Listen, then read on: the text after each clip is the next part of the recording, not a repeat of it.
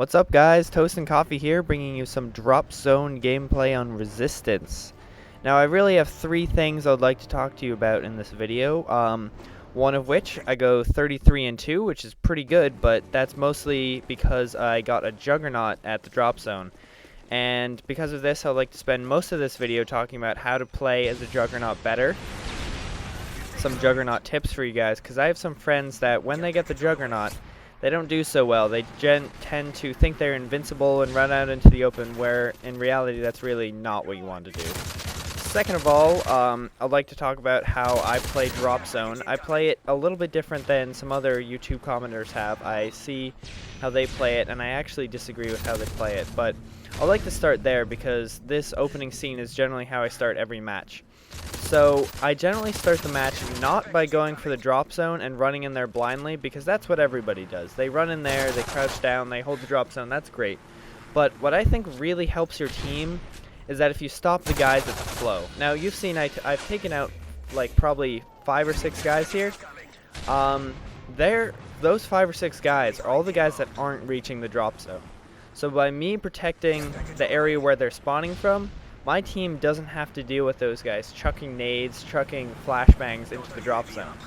So even though you're not in the drop zone when you're doing that, you're providing a valuable service for your team. But then again, if there are guys in the drop zone, you have to go get them out. But so right here, you see I'm in the drop zone getting points. Only go in the drop zone when there's a reason to. Like, you're going to be in cover, there's nobody there, and you can really rack up some points this way. You're going to die. That happens when you're in the drop zone. You're not going to survive. But in order to do your team well, you're going to have to go in there.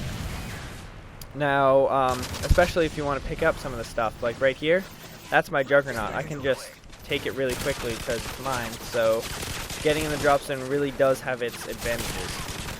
Now that I'm in the drop zone, it brings me into my second point, how to play well as a Juggernaut. Now, you may think you're invincible, but that's really not the case. You can be brought down by, if you get cornered by 3 guys and you're the real Juggernaut, the one with the M60, you can go down.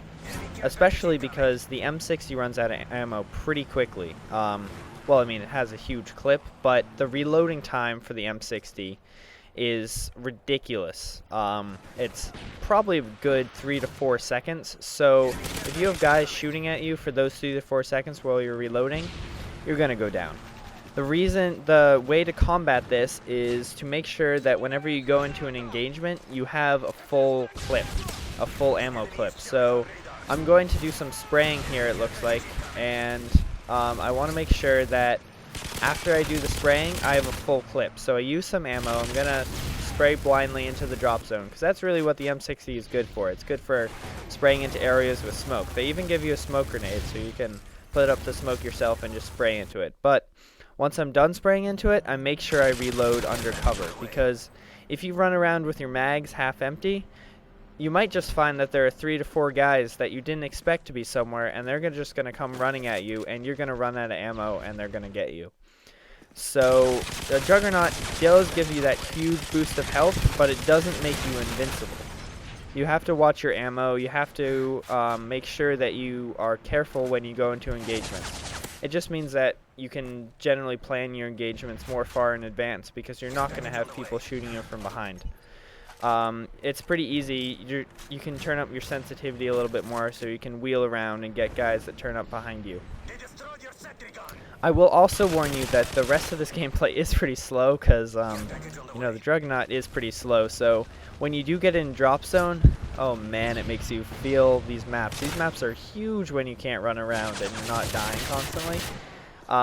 Like, the way the Juggernaut moves, I was at that drop zone, and it's probably going to switch again before I can get to the next one. Just with the reloading time and how slow you move, I'm pretty much constantly trying to sprint to the next drop zone, but it's really difficult to get to the next one while you're Juggernaut, because you just move so slowly. I will point out, however, you have a really nice pistol as a secondary, so if you do run out of ammo, and it does happen once or twice here, I pull out my pistol. That pistol's quite good. I actually recommend using it on your other classes that aren't Juggernauts, the revolver, just because it's a 2-hit kill pistol and it works quite well. Now, the goal of the Juggernaut really is to protect the drop zone and get all those guys that are coming to you. Oh yes, that was excellent. That was probably 4 or 5 guys in that spray there. That's what the Juggernaut is for. That is why you're a Juggernaut. But as I said before, the spawns do switch, the drop zones do switch, so it gets kind of difficult. Now look, I ran out of ammo, but this pistol is enough to save me. That pistol is quite excellent. Sometimes it's worth hanging out in the drop zone for a little bit if you're a Juggernaut, mostly because some guys will be coming to pick up their old crates, and it gives you time to reload and rejuvenate. You've got Scavenger, so you're pretty much never going to run out of ammo. It's just the reloading time that should concern you.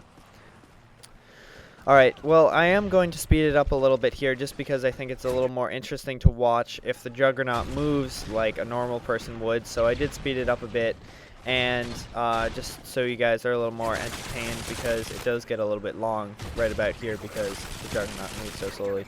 But this brings me to my third point. I really would like to ask you guys, our viewers, what you think of our channel and what you would like to see in future videos, because really I'm doing this for me, just so I can see my videos on YouTube, and that's kind of cool in itself. But I'm also kind of interested in seeing what you guys think, what you guys want to watch, what you guys want to see. I'm thinking I'm going to put up a montage at some point. I'm not a quickscoper, so it's not going to be a quickscope montage. It's mostly going to be multi-kills and me playing the way I play, which is not quickscoping. It's more of on the ground, hand-to-hand fighting, you know. More the average player rather than the insane quickscoping. But I will put up a montage some point soon. I just need a few more clips and then I can get that out. But I'm interested, are you guys interested in seeing more gameplays? Are you more interested in seeing, well, I mean, of course, we've got the Banker and Toast and Coffee on this channel. So I'm interested in seeing which one you prefer. I mean, which would you like to see more? And the invincible Toast and Coffee gets the final kill. Oh, that's excellent. Well, I'm glad you guys watched this video. I hope you learned something about being a Juggernaut, and I hope you like and subscribe our videos for the future. Thanks very much for watching.